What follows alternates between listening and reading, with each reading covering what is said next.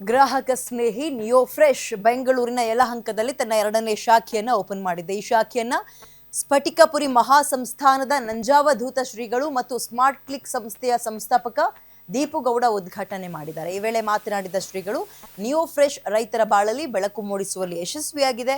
ಗ್ರಾಮೀಣ ಭಾಗದ ಯುವಕ ಯುವತಿಯರಿಗೆ ಉದ್ಯೋಗ ಕಲ್ಪಿಸಿ ಸ್ವಾವಲಂಬಿ ಜೀವನಕ್ಕೆ ಆಸರಿಯಾಗಿದೆ ಅಂದರು.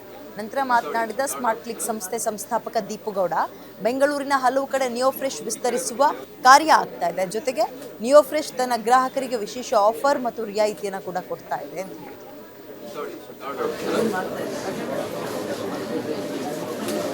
ಈ